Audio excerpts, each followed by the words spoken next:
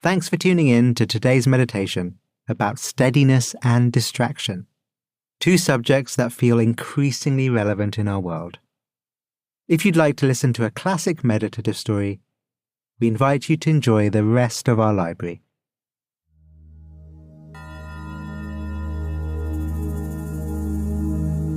Back in 2014, I wrote my first mindfulness book. I'd booked a desk in a co-working space in another part of town to my regular office, and each morning would walk in, listening to a playlist named Writing Hype Songs. Pompeii by Bastille, a particular favourite at the time. Once in, I'd knock out 3 hours of work, and then head over to my day job. I did that for about 5 months, I think, and I was pretty pleased with the end result. But then I would say that, wouldn't I? Rereading it now, the book still holds up as a guide to my particular take on modern mindfulness. So yes, I'm proud of it. Thinking back to that time, there was a particular morning that stands out. I was writing the opening passages of the chapter dedicated to focus, what concentration is, and outlining techniques on how to achieve it in a range of situations. But while doing that, I was just so distracted. Every time I tried to write a sentence, write a word, before I knew it, I was on my phone, checking my messages or the latest news or sports scores or whatever I could. Obviously, I appreciated the irony. It was not okay to try and write this chapter with my own mind so far away from what I was trying to communicate and share. And with being authentic, one of the principles of the project, it wasn't very. So let's talk a bit more about concentration.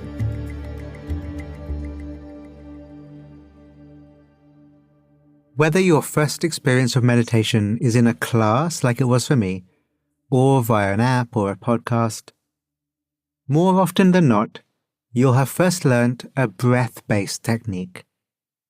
Let's do just that kind of technique now. It's a classic instruction. Become aware of the sensations of your breath. Most people find they can locate the breath in the chest or in the belly. So let your mind rest with these sensations of the breath. Sink into these sensations. And when you notice your mind drifting away from the breath, just bring it back. Resting with the breath. Coming back to the breath.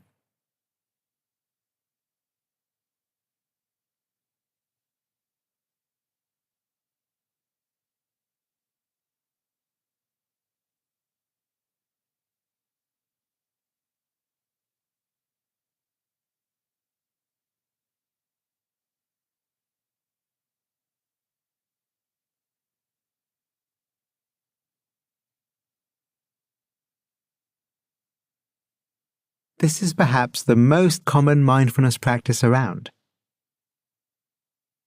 And what most people experience as beginners is that they can't keep their mind on the breath. Instead, it's all over the place, which then leads to people thinking they're not good at this meditation thing. They're not cut out for it, which then leads to many people not going any further. And that is a real shame. But that idea that they're not good at this meditation thing, that's not really what's happening. What you've just done is a concentration practice.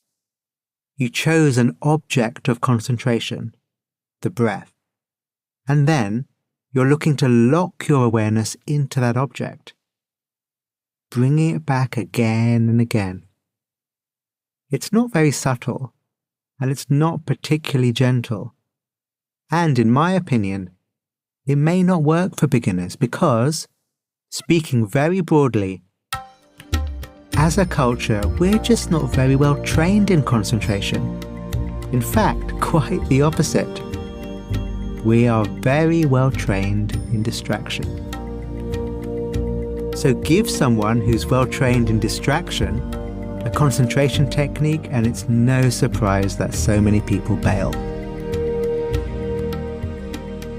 Back in the Asian and Buddhist meditation traditions, concentration is where you typically start.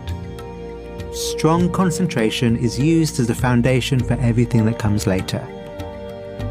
But, again, speaking very broadly, the traditional Asian cultures where meditation techniques became codified were initially monastic, and importantly pre-TV, let alone pre-digital.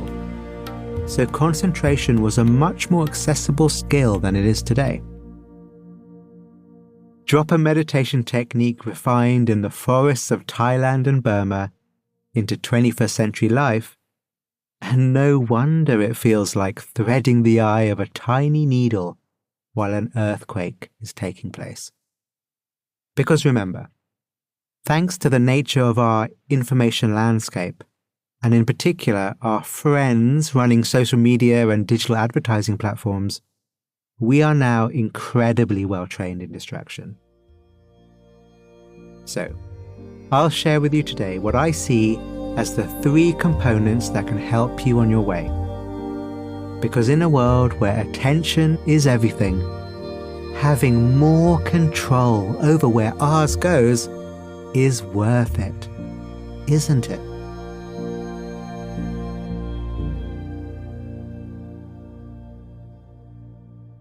The first thing to consider is what I call the framing of a meditation technique. The words concentration and focus can feel very tight nowadays.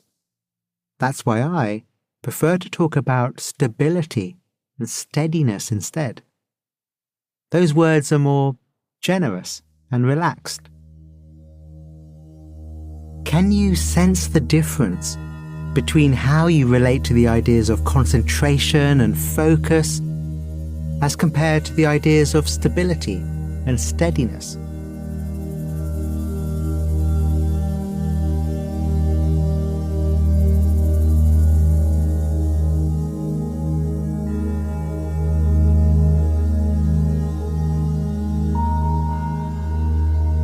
The second thing I look for in a good concentration technique, a good steadiness technique, is fun. The whole keep your frantic mind on the breath thing can be frustrating. Joy is the lubricant for success in mindfulness. When something is fun to do, we're more likely to be able to do it and more likely to want to do it again. So my favorite techniques are centered on playfulness or pleasure. For example, instead of trying to pay attention to the breath like we did at the beginning, now, first taking a couple of calming breaths,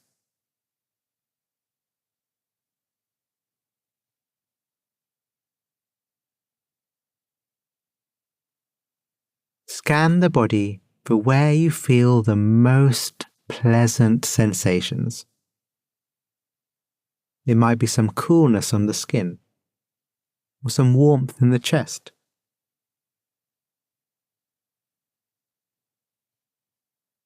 Whatever it is, it doesn't matter. What does matter is that it feels a little bit lovely.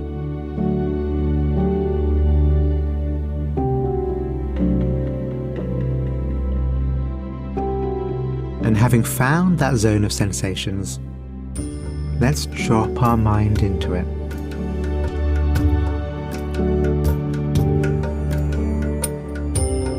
Letting the mind rest in the lovely, to really dwell in it.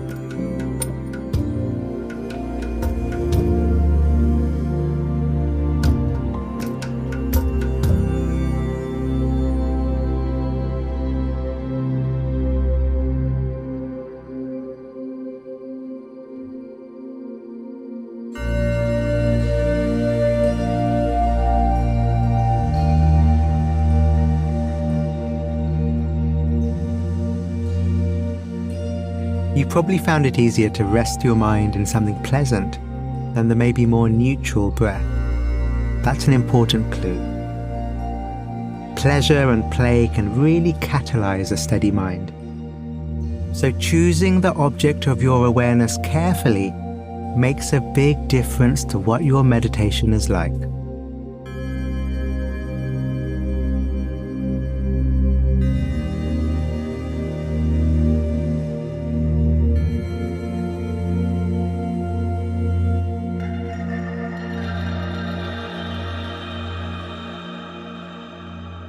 Related to that is the final component in any good technique: encouraging the attention to be relaxed and open.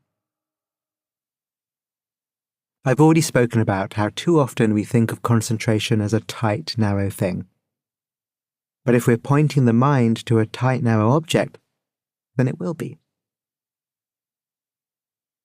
So as well as settling the mind on a pleasant object, it can also help a great deal for that object to be expansive, such as our field of hearing,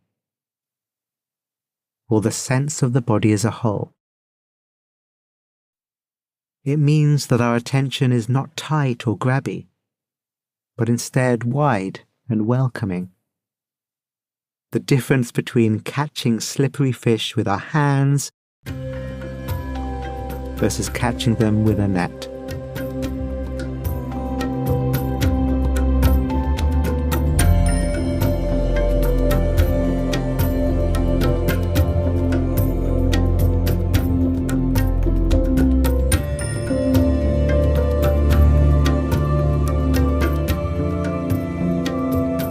So that's all my secrets.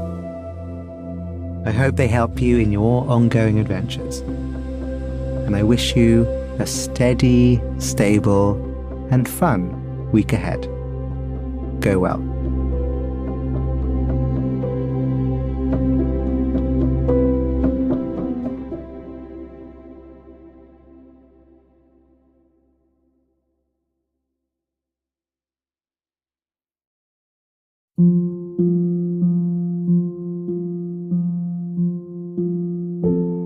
Meditative Story is a Wait What original. Our executive producer is Jay Punjabi. The series is produced by Dorothy Abrams. Our VP of Music is Ryan Holiday. Original music and scoring by Eduardo Rivera. Our scriptwriters are Marie Kalaru, Dan Nealon, and Florence Williams. Mixing and mastering by Brian Pugh. Our CEO and chairman of the board is Jeff Berman. Wait What was co-founded by June Cohen and Darren Triff. Special thanks to Sarah Tartar, Mariel Carricker, Kay Rugg, Nikki Williams, Tim Cronin, Sami Oputa, Luisa Velez, Colin Howarth, Brandon Klein, Brad Whirl, and Dave Fisher. And I'm Rohan Gunatilaka, creator of Mindfulness Cards and the all-new Mindfulness Cards for the Family, and your host. Visit meditativestory.com to find the transcript for this episode.